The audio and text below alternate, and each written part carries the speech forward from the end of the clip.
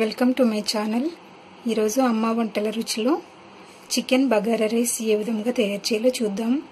తయారు చేయడానికి కావలసిన పదార్థములు: వాష్ చేసి అరగంట పాటు నానబెట్టుకున్నటువంటి బాసుమతి బియ్యం 2 గ్లాసులు, 1/2 కేజీ ఉంటుంది.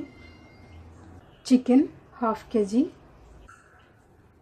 షాజీరా 1/2 టీ స్పూన్, యాలకులు 8, లవంగాలు 8, మరాఠీ మొగ్గ 6, జాపత్రి 4, దాల్చిన చెక్క ముక్కలు 5, పలావాకులు 7,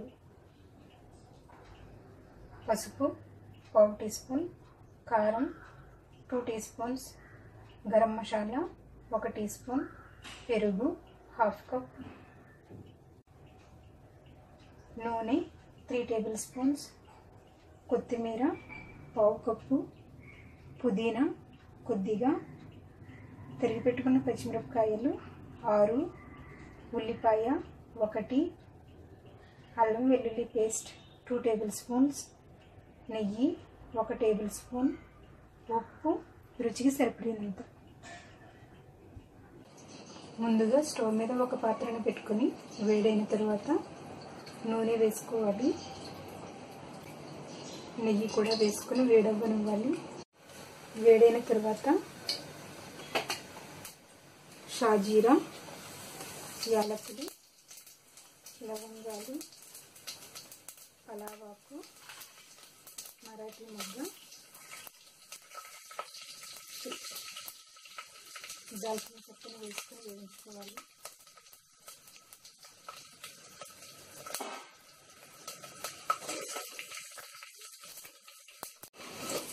ఇవి కొంచెం ఫ్రై అయిన తర్వాత ఉల్లిపాయ ముక్కలను వేసుకొని వేయించుకోవాలి.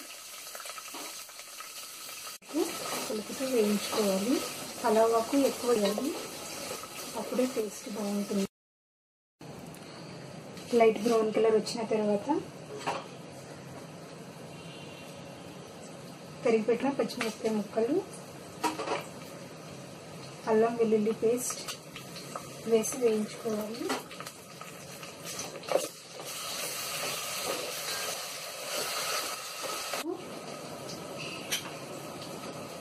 కారం,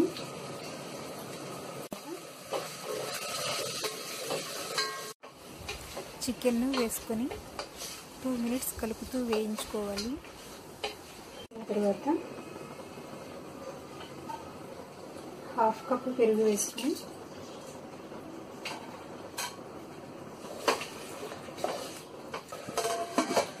లో ఫ్లేమ్ లేదా మీడియం ఫ్లేమ్లో 10 to 15 మినిట్స్ ఉడికించుకోవాలి. 10 to 15 మినిట్స్ ఉడికించుకున్న తర్వాత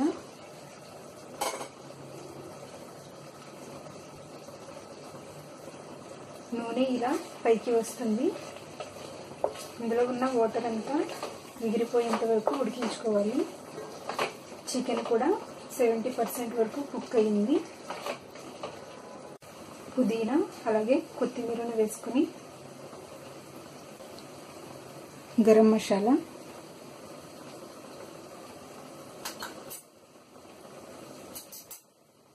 వేసి కలుపుకోవాలి.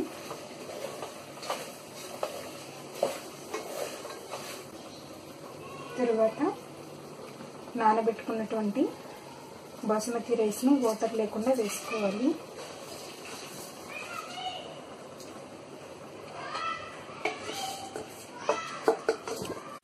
రెండు గ్లాసుల బియ్యానికి 3 గ్లాసుల వాటర్ వేసుకోవాలి.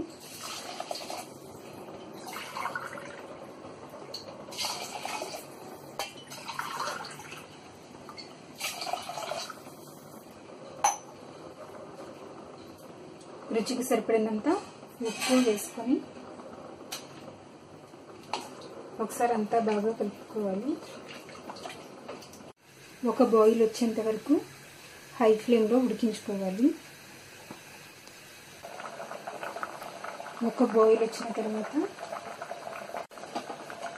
మూత పెట్టి లో ఫ్లేమ్లో 10 to 15 మినిట్స్ ఉడికించుకోవాలి. 10 మినిట్స్ ఉడికించుకున్న తర్వాత ఉడికిందో లేదో చూద్దాం.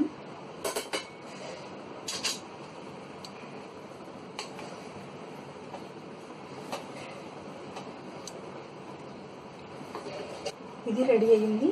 స్టవ్ ఆఫ్ చేసుకుని ఒక బౌల్లోకి తీసుకుందాం.